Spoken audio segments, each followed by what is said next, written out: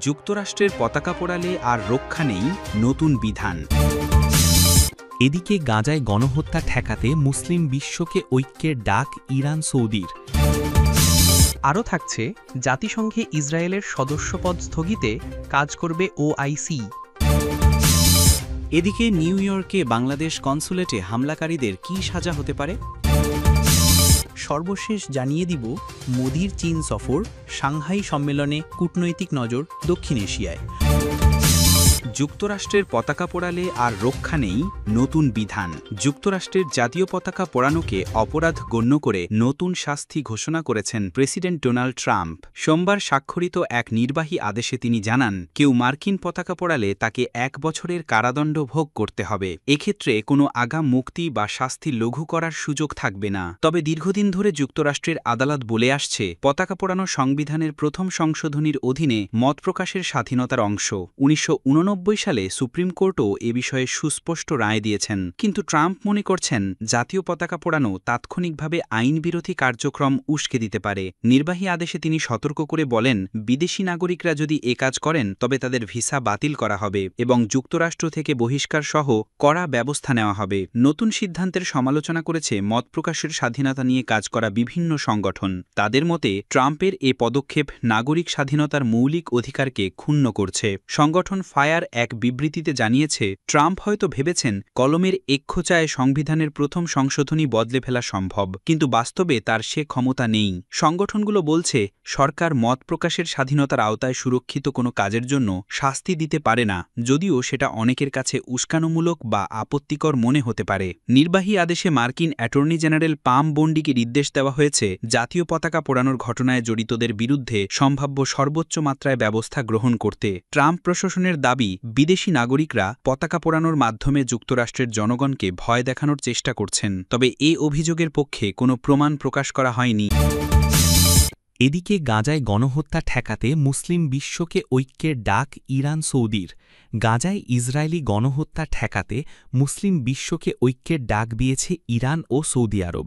জেদ্দায় মুসলিম দেশগুলোর সহযোগিতা সংস্থা ওআইসি আলোচনার আগে পার্শ্ব বৈঠকে দুই দেশের পররাষ্ট্রমন্ত্রীরা বললেন, মুসলিম বিশ্বকে একসঙ্গে এগোতে হবে। ইরানের আধা সরকারি সংবাদ সংস্থা তাসনিমের প্রতিবেদনে এ খবর জানানো হয়। সৌদি আরবের জেদ্দায় ওআইসি জরুরি বৈঠকের আলোচনার ফাঁকে সাক্ষাৎ করেন ইরানের পররাষ্ট্রমন্ত্রী আব্বাস আরাকচি ও সৌদি পররাষ্ট্রমন্ত্রী ফয়সাল বিন ফারহান।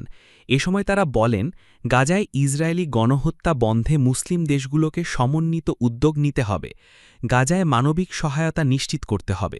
তারা হুঁশিয়ারি দিয়ে বলেছেন, ফিলিস্তিনি ভূখণ্ডের সম্প্রসারণের জন্য ইসরায়েলের বিপজ্জনক প্রকল্প রুখতে মুসলিম বিশ্বের ঐক্য অত্যন্ত জরুরি। এছাড়া ইরান সৌদি সম্পর্কের উন্নয়ন, রাজনৈতিক, অর্থনৈতিক ও আঞ্চলিক সহযোগিতা জোরদার নিয়েও আলোচনা হয়। কূটনৈতিক মহল বলছে, দুই প্রতিদ্বন্দ্বী শক্তি একসঙ্গে এগিয়ে গেলে পশ্চিম এশিয়ায় নতুন স্থিতি তৈরি হতে পারে। এটি দাঁড়িয়ে থাকবে সংলাপ, পারস্পরিক শ্রদ্ধা ও অনধিকার হস্তক্ষেপ না করার নীতির উপর।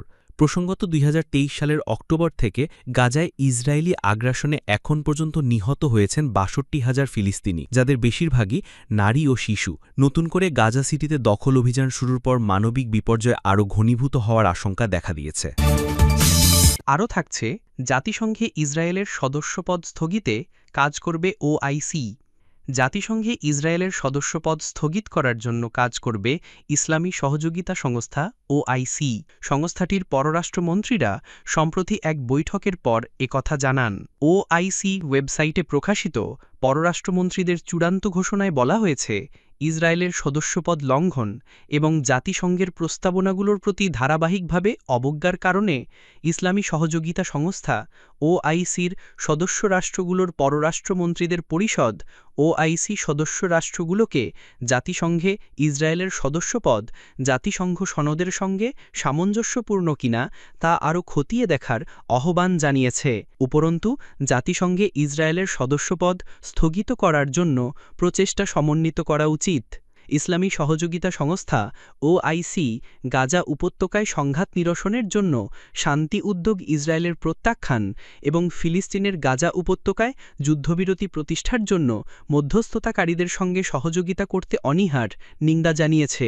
বিবৃতিতে আরও বলা হয়েছে, ইসলামী সহযোগিতা সংস্থা ওআইসির সদস্য রাষ্ট্রগুলোর পররাষ্ট্রমন্ত্রীদের পরিষদ ইসরায়েলের একগুঁয়েমি এবং মধ্যস্থতাকারীদের তুষ্টিকরণের প্রচেষ্টার প্রতি সাড়া দিতে অস্বীকৃতির নিন্দা প্রকাশ করছে, যদিও উপত্যকাটির বিরুদ্ধে আগ্রাসন শুরু হওয়ার প্রায় 2 বছর পেরিয়ে গেছে। এতে আরও বলা হয়েছে, এটি চলমান যুদ্ধ এবং অবরোধের জন্য ইসরায়েলকে সম্পূর্ণরূপে দায়ী করে, যার ফলে মানবিক বিপর্যয়, জিম্মি এবং বন্দীদের চলমান আটক এবং বেসামরিক নাগরিকদের মৌলিক মানবিক সহায়তা থেকে বঞ্চিত করা হচ্ছে।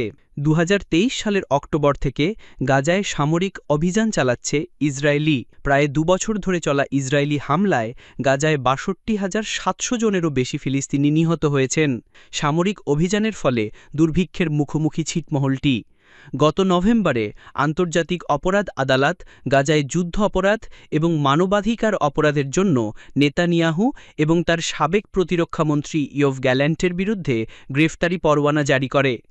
এছাড়াও উপত্যকাটিতে যুদ্ধ চালানোর জন্য ইসরায়েল আন্তর্জাতিক বিচার আদালতে গণহত্যার মামলার মুখোমুখি। এদিকে নিউ ইয়র্কে বাংলাদেশ কনসুলেটে হামলাকারীদের কী সাজা হতে পারে? নিউ ইয়র্কে বাংলাদেশ কনসুলেট অফিসে হামলার ঘটনায় কঠোর পদক্ষেপ নেওয়ার দাবি উঠেছে। এ ঘটনার পরপরই মার্কিন পররাষ্ট্র দপ্তরে আনুষ্ঠানিকভাবে চিঠি পাঠিয়েছে বাংলাদেশ কনসুলেট কর্তৃপক্ষ। চিঠিতে হামলাকারীদের বিরুদ্ধে দ্রুত ব্যবস্থা নেওয়ার আহ্বান জানানো হয়েছে। গত রোববার 24শে জুলাই গণ অভ্যুত্থানের বছরপূর্তি উপলক্ষে নিউ ইয়র্কে কনসুলেট ভবনে এক অনুষ্ঠান চলাকালীন আকস্মিকভাবে যুক্তরাষ্ট্র আওয়ামী লীগের কিছু নেতাকর্মী সেখানে হামলা চালান। এ সময় তারা কনসুলেট অফিসে ভাঙচুরও করেন। ঘটনাটি আন্তর্জাতিক কূটনৈতিক মহলে গভীর উদ্বেগ তৈরি করেছে। বাংলাদেশ কনসুলেট কর্তৃপক্ষ ইতোমধ্যে নিউ ইয়র্ক সিটি পুলিশের এনওয়াইপিডির কাছে ভিডিও ও ছবিসহ প্রমাণ জমা দিয়েছে। এনওয়াইপিডি কয়েকজনকে আটক করেছে এবং তাদের বিরুদ্ধে আইনি ব্যবস্থা নেওয়ার আশ্বাস দিয়েছে। এখন প্রশ্ন উঠছে, হামলাকারীদের বিরুদ্ধে নিউ ইয়র্ক প্রশাসন কী ধরনের শাস্তি দিতে পারে? হামলাকারীদের সম্ভাব্য শাস্তি। মার্কিন আইন অনুসারে কনসুলেট বা দূতাবাসে হামলা গুরুতর অপরাধ হিসেবে গণ্য হয়, কারণ ভিয়েনা কনভেনশন অনুযায়ী কনসুলেট ভবন একটি কূটনৈতিক প্রতিষ্ঠান যা সুরক্ষিত এলাকা হিসেবে বিবেচিত।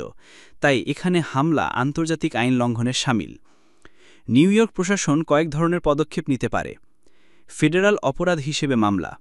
যুক্তরাষ্ট্রের দূতাবাস বা কনসুলেটের উপর হামলা ফেডারাল ক্রাইম হিসেবে বিবেচিত। 18 ইউএস কোড 970 অনুযায়ী কোনো বিদেশি কূটনৈতিক ভবন বা এর ভেতরে সহিংসতা চালালে 5 থেকে 20 বছর পর্যন্ত কারাদণ্ড হতে পারে। হামলায় অস্ত্র ব্যবহৃত হলে বা প্রাণহানি ঘটলে যাবজ্জীবন কারাদণ্ড বা মৃত্যুদণ্ড পর্যন্ত হতে পারে। ফৌজদারি মামলা। হামলাকারীদের বিরুদ্ধে ভাঙচুর, অনধিকার প্রবেশ, ভীতি প্রদর্শন ও সহিংসতার অভিযোগ আনা হতে পারে। এসব অভিযোগে কয়েক মাস থেকে কয়েক বছরের জেল এবং জরিমানার বিধান রয়েছে। গ্রেফতার ও দণ্ড। হামলাকারীদের তাৎক্ষণিকভাবে গ্রেফতার, জামিনে সীমাবদ্ধতা কিংবা সরাসরি দণ্ডাদেশ হতে পারে। এছাড়াও হামলাকারী যদি মার্কিন নাগরিক না হয় তাহলে সাজার পর তাকে বহিষ্কার করা হতে পারে। আবার কখনো কখনো সরকার আনুষ্ঠানিকভাবে প্রকাশ্যে নিন্দা জানায়, যা কূটনৈতিকভাবে গুরুত্বপূর্ণ। অতীতে এ ধরনের ঘটনায় যুক্তরাষ্ট্রের প্রতিক্রিয়া। তুরস্ক দূতাবাসে হামলা। ওয়াশিংটন 2017। তুরস্কের প্রেসিডেন্টের সফরের সময় দূতাবাসের সামনে বিক্ষোভকারীদের উপর হামলার অভিযোগে 16 জনের বিরুদ্ধে মামলা হয়। বেশ কয়েকজনকে গ্রেফতার করা হয় এবং বিষয়টি মার্কিন কংগ্রেসে আলোচনায় ওঠে। কিউবা দূতাবাসে গুলিবর্ষণ। ওয়াশিংটন 2020। এক ব্যক্তি কিউবা দূতাবাসে গুলি চালান। পুলিশ দ্রুত তাকে গ্রেফতার করে এবং ফেডারাল আদালতে বিচার শুরু হয়। ইয়েমেনে মার্কিন দূতাবাস হামলা 2012। বিক্ষোভকারীরা দূতাবাসে ঢুকে পড়লে যুক্তরাষ্ট্র দ্রুত নিরাপত্তা দল মোতায়েন করে এবং হামলাকারীদের কঠোর শাস্তি দেয়। এসব নজির থেকে বোঝা যায় যুক্তরাষ্ট্র প্রশাসন কূটনৈতিক মিশনের উপর হামলাকে অত্যন্ত গুরুত্ব সহকারে দেখে থাকে। হামলাকারীরা শুধু স্থানীয় আইনের নয়, আন্তর্জাতিক আইনের আওতাতেও জবাবদিহিতার মুখোমুখি হতে পারে। পরিশেষে নিউ ইয়র্কে বাংলাদেশ কনসুলেটে হামলার ঘটনাটি নিছক ভাঙচুর নয়, এটি কূটনৈতিক শিষ্টাচার ও আন্তর্জাতিক আইন লঙ্ঘনের ঘটনা। মার্কিন কর্তৃপক্ষ যদি অতীতের মতোই কঠোর ব্যবস্থা নেয় তাহলে হামলাকারীরা গুরুতর ফৌজদারি মামলার মুখোমুখি হবে এবং ভবিষ্যতে বাংলাদেশ কনসুলেটের নিরাপত্তা আরও শক্ত করা হবে। সর্বশেষ জানিয়ে দিব মোদির চীন সফর, সাংহাই সম্মেলনে কূটনৈতিক নজর দক্ষিণ এশিয়ায়। আগামী 29 আগস্ট সাংহাই সহযোগিতা সংস্থার SCO এর শীর্ষ বৈঠকে যোগ দিতে চীন সফর করবেন ভারতের প্রধানমন্ত্রী নরেন্দ্র মোদী। এ সম্মেলনে রাশিয়ার প্রেসিডেন্ট ভ্লাদিমির পুটিনও উপস্থিত থাকবেন। জানা গেছে চীনা প্রেসিডেন্ট শি জিনপিং নিজেই এই দুই রাষ্ট্রনেতাকে ব্যক্তিগতভাবে স্বাগত জানাবেন। কূটনৈতিক মহলে এই পদক্ষেপকে বিশেষ তাৎপর্যপূর্ণ হিসেবে দেখা হচ্ছে।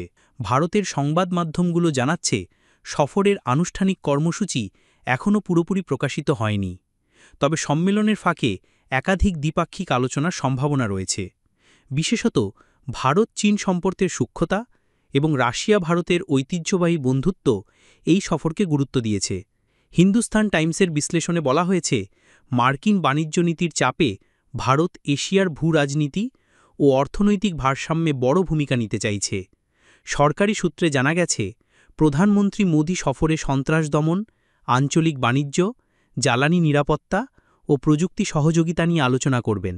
সম্মেলনের আগে এক বক্তব্যে তিনি বলেন, দক্ষিণ এশিয়ার জনগণের উন্নতি তখনই সম্ভব যখন প্রতিবেশী দেশগুলো একসঙ্গে কাজ করবে। এই উক্তি আঞ্চলিক সহযোগিতার প্রয়োজনীয়তাকে আরও জোরালো করেছে। রাজনৈতিক বিশ্লেষকদের মতে মোদির এ সফরের ফলে দক্ষিণ এশিয়া নতুন কূটনৈতিক দৃষ্টিকোণ পেতে পারে। বিশেষ করে এসসিওর মঞ্চ ব্যবহার করে ভারত যদি আঞ্চলিক সমস্যার সমাধানে সক্রিয় হয়, তাহলে তা ভারতের ভূরাজনৈতিক অবস্থানকে আরও শক্তিশালী করবে। আন্তর্জাতিক বিশেষজ্ঞদের ধারণা, পুটিন, জিনপিং, মোদির একসঙ্গে বৈঠক কেবল কৌশলী নয়, বরং প্রতীকী বার্তাও বহন করছে। বিশ্ব রাজনীতির অস্থিরতার সময়ে এই সম্মেলন দক্ষিণ এশিয়ার জন্য নতুন সম্ভাবনার দ্বার খুলে দিতে পারে।